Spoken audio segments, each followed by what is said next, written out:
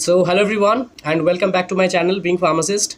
सो recently मैंने SSC phase 12 का video upload किया था चैनल पे। तो इस वीडियो पे जो कमेंट्स आए हैं उस पर एक बार देख लेते हैं। सबसे पहले कमेंट्स क्लियर कर दूँ सबसे पहले, ठीक है। सभी में तो बी फार्म और 2 इयर्स एक्सपीरियंस मांगा है। नहीं, शायद आपने थोड़ा सा रॉन्ग देखा हो। मैं आपको एलिजिबिलिटी एक बार अगेन बता दूंगा। Need video on application form filling, हाँ एप्लीकेशन भी ला दूंगा। एप्लीकेशन प्रोसेस बहुत ईजी है बट स्टिल मैं ला दूंगा। Sir for central region all region students are eligible. जी हाँ, आप किसी भी रीजन के लिए एलिजिबल हो। अगर आप लाइक अपने से दूसरे रीजन के अपने रीजन में नहीं है या फिर दूसरे में अप्लाई करना चाहते हो आप कर सकते हो, लेकिन एक से ज़्यादा मत करना क्योंकि एग्जाम रेट अगर सेम हो जाए तो फिर प्रॉब्लम हो जाएगा, ठीक है। आप किसी पर्टिकुलर एक पोस्ट के लिए अप्लाई कर सकते हो, ठीक है। Okay sir, D pharm 2023 pass out but PCI में रजिस्ट्रेशन किया है, अभी रजिस्टर्ड नहीं हूँ तो अप्लाई कर सकता हूँ क्या? देखो, अगर फॉर्म फिलअप करते टाइम आपका रजिस्ट्रेशन मांगे जो कि जिसका चांसेस लो है, तो मैंने अभी तक फॉर्म फिलअप करके देखा नहीं है, तो फिर आप नहीं कर सकते अप्लाई। तो मैक्सिमम चांसेस है कि जो अपियरिंग स्टूडेंट्स हैं वो अप्लाई कर सकते हैं, तो आप ट्राई कीजिए, हो जाएगा I think. Sir PCM pass out student इस फॉर्म को फिल से कर सकते हैं? पीसीएम पास आउट स्टूडेंट कर सकते हैं क्योंकि वहाँ पे लिखा है पीसीबी और इक्विवेलेंट। इक्विवेलेंट मतलब ही है पीसीएम, ठीक है। अगर आपने बी फार्म डी फार्म किया है तो PCM PCB not matter. Registration कर लिया है बट रजिस्ट्रेशन नंबर नहीं आया है, क्या मैं एलिजिबल हूँ? जी हाँ, आप एलिजिबल है अप्लाई करने के लिए, लेकिन ट्राई कीजिए जल्दी आपको अपना रजिस्ट्रेशन मिल जाए, ठीक है। ऑल राइट, ये तो गलत हो रहा है डिप्लोमा कैंडिडेट्स के साथ। अब ये जैसे दिया है वैसा ही है, इसमें मैं कुछ नहीं कर सकता, ठीक है। ओके नेक्स्ट चलते हैं हम लोग कि 8th सेमेस्टर में एलिजिबल हो। देखो तो एलिजिबिलिटी तो है बी फार्म या फिर डी फार्म, जिसका एक्सपीरियंस आया है उसका है। बी फार्म के साथ साथ आपका रजिस्ट्रेशन होना चाहिए पीसीआई से या फिर स्टेट काउंसिलिंग से, तो उसके हिसाब से देखा जाए तो आप एलिजिबल तो नहीं हो जो अभी अपियरिंग है, बट आप अप्लाई कर सकते हो एज ए पास्ट एंड जल्दी जल्दी एग्ज़ाम के पहले या फिर एज सुन एज पॉसिबल आप अपना रजिस्ट्रेशन कलेक्ट कर लीजिए। मैं आप सभी से यही कहूँगा जो जो अपियरिंग स्टूडेंट्स हैं, ठीक है। और ऐसा ना हो कि आपका एग्ज़ाम हो गया उसके बाद भी आपके पास डिग्री नहीं है या फिर प्रोविशनल नहीं है या फिर रजिस्ट्रेशन नहीं है, फिर आप तो वहाँ पे कैंसिल हो जाएगा ऑटोमेटिकली, एग्ज़ाम दे पाओगे, दैट इज़ एनफ, ठीक है। ऑल राइट, सो यहाँ पे क्या लिखा है? ओनली डी फार्मेसी, ये नहीं, ऐसा नहीं है। डी फार्म बी फार्म बहुत स्टूडेंट्स एलिजिबल है। किसी किसी केस में डी फार्म स्टूडेंट्स के साथ लाइक मैक्सिमम केसेस में ही है 2 ईयर्स का एक्सपीरियंस चाहिए और बी फार्म के लिए डायरेक्टली वो जा सकते हैं, ठीक है।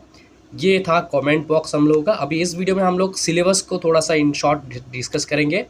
अभी मैं थोड़ा सा आपको यहाँ पे बता दूँ, यहाँ पे मैंने पीडीएफ को ओपन कर रखा है। तो हम लोग अगर फार्मासिस्ट के इधर चलेंगे तो फार्मासिस्ट का जो पोस्ट आया है वो हायर सेकेंडरी लेवल का है, ठीक है। जैसे कि आप मतलब एसएससी का जो वैकेंसीज होता है वो 3 टाइप का हो सकता है। एक तो मैट्रिकुलेशन, दूसरा है ग्रेजुएशन एंड अबव और तीसरा है हायर सेकेंडरी लेवल का। उस हिसाब से एग्ज़ाम होते हैं।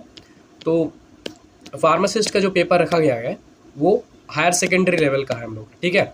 तो जैसे कि आप यहाँ पे देख सकते हो, राइट, 18 to 25 है एज लिमिट। 25 एज से ज़्यादा अगर आपका है एज अ जनरल तो आप एलिजिबल नहीं है। लेवल 5 का पे स्केल है यहाँ पे एंड हायर सेकेंडरी 10+2 लेवल का ये इक्विवेलेंट लेवल है, राइट। तो हम लोग सिलेबस को अगर देखेंगे तो जो सिलेबस 12th लेवल का सिलेबस है वो हम लोगों को फॉलो करना पड़ेगा। अब यहाँ पे मैट्रिकुलेशन सब्जेक्ट सारे सिमिलर है, बस सिलेबस थोड़ा सा डिफरेंट है। ये मैट्रिकुलेशन लेवल का सिलेबस है तो हम लोग को ये वाला सिलेबस फॉलो करना है, ठीक है। थोड़ा सा सिलेबस मैं आप सबको यहाँ पे बताना चाहूँगा। पहला है हम लोग का जनरल इंटेलिजेंस, जहाँ पे इंक्लूडिंग है both verbal and non verbal type. Verbal and non verbal type दोनों टाइप के रहेंगे, जहाँ पे इंक्लूडिंग कहाँ कहाँ से क्वेश्चन आ सकता है। बेसिक क्वेश्चन रहेंगे लाइक जनरल नॉलेज, जैसे कि कहा गया है, तो जनरल कॉन्सेप्ट के ऊपर क्वेश्चंस आएंगे, ओके। जहाँ पे यहाँ पे रखा गया है the semantic analogy, symbolic operations, number analogy, trends, figural analogy, space orientation, okay, right, Venn diagram, symbolic number classification, okay, figural classification, punched hole और pattern folding unfolding, semantic series, figural pattern, word building, social intelligence, coding decoding, other subtypes if any numerical operation, emotional intelligence, problem solving, critical thinking, figural series, embedded figures etc. ये अपना general intelligence, मतलब यहाँ पे हम लोगों का mainly reasoning जो part है अच्छे से करना है आपको, ठीक है। रीजनिंग पार्ट जो है verbal reasoning non verbal reasoning दोनों को यहाँ पे जनरल इंटेलिजेंस पे रखा गया, ठीक है, राइट। यह है अपना जनरल इंटेलिजेंस पार्ट, ठीक है। ओके, जैसे कि एप्टीट्यूड सब्जेक्ट है, सिमिलरली ये है reasoning part, totally reasoning part को आपको करना है एक्चुअली। नेक्स्ट हम लोग नीचे चलते हैं नेक्स्ट सब्जेक्ट की तरफ। तो ये है अपना जनरल अवेयरनेस, मतलब ये है अपना करंट अफेयर्स। यहाँ पे हम लोगों को करंट अफेयर्स करना है। जैसे कि आप देख सकते हो, general awareness of the environment and application to the society, questions also design to test knowledge of the current events और of such matters of everyday observation, मतलब रोज़ जो हो रहा है हमारे आसपास, ठीक है, ग्लोबली एंड इंडियन सारे science aspect as may be expected from an of an educated person. किसी भी सेंस से हो सकता है वो। Scientific research, mainly scientific research ज़्यादा इंपॉर्टेंट है। जनरल पॉलिटी इंपॉर्टेंट है। इकोनॉमिकल सीन्स, स्पेशली जो बजट वगैरह हो रहा है। जियोग्राफी, हिस्ट्री, कल्चर, ठीक है, कहीं से भी क्वेश्चंस आ सकते हैं मेनली, बट जैसे कि यहाँ पे कहा, इन पे आप ज़्यादा फोकस कीजिएगा, राइट।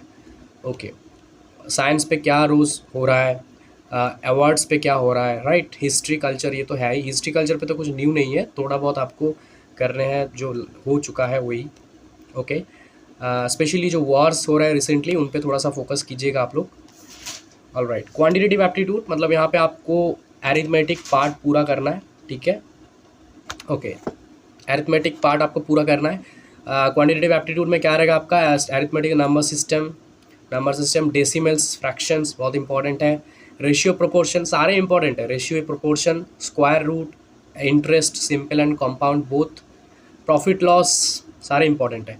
ये हो गया अपना एरिथमेटिक पार्ट। एल्जेब्रा पार्ट में आपको क्या करना है, स्पेशली जो लीनियर इक्वेशंस है, जियोमेट्री है, triangle and different triangle counts है, डिफरेंट फिगर्स काउंट्स है, एक्सेट्रा एक्सेट्रा, बहुत इंपॉर्टेंट है, ठीक है। ओके, मेनली आप एरिथमेटिक पे थोड़ा ज़्यादा जोर दीजिएगा। ओके, ट्रिग्नोमेट्री है, या इसके बाद यहाँ पे ये हो गया अपना एल्जेब्रा, उसके बाद जियोमेट्री, जियोमेट्री के बाद ट्रिग्नोमेट्री। ट्रिग्नोमेट्री पे थोड़ा सा इंपॉर्टेंट है, ज़्यादा कुछ नहीं है। जैसे हाइट एंड डिस्टेंस का जो मैथ्स होता है ना, वो कर लीजिएगा, दैट विल बी एनफ, उसी से आते हैं क्वेश्चंस। फिर अपना यहाँ पे आते हैं स्टैटिस्टिकल चार्ट्स। तो स्टैटिस्टिकल मतलब स्टैटिस्टिकल चार्ट से बार डायग्राम, फ्रीक्वेंसी, पॉलीगॉन, हिस्टोग्राम, अगर आपका है ये तो हो सकता है आप थोड़ा सा कीजिए, कर लीजिए, नहीं तो आप इसको अवॉइड कर सकते हो।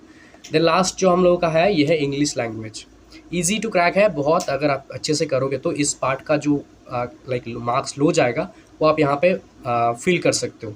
जो हम लोग का जियोमेट्री, एरिथमेट लाइक या फिर एल्जेब्रा एरिथमेटिक्स तो हो जाएगा, जियोमेट्री और ट्रिग्नोमेट्री में थोड़ा सा आपका हो सकता है कट हो, या फिर जनरल अवेयरनेस या फिर जनरल इंटेलिजेंस, सब तो नहीं कर सकते, तो वो इंग्लिश आप मेकअप कर सकते हो, क्योंकि बहुत इजी क्वेश्चन रहता है।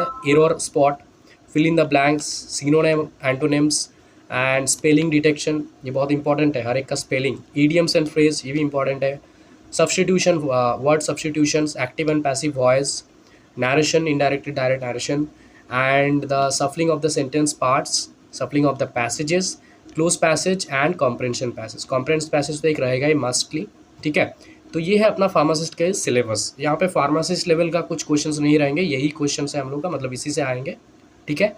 तो कैसे आप प्रिपरेशन ले सकते हो, आप सिंपल जो आपको मैं सजेस्ट करूँगा, आप लोग का CHSL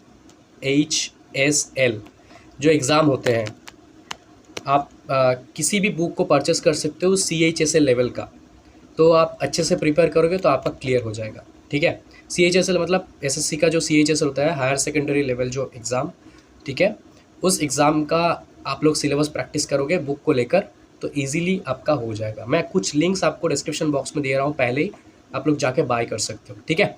right, thank you so much for watching the video. Please like, comment, share and subscribe the channel for more videos. Thank you so much.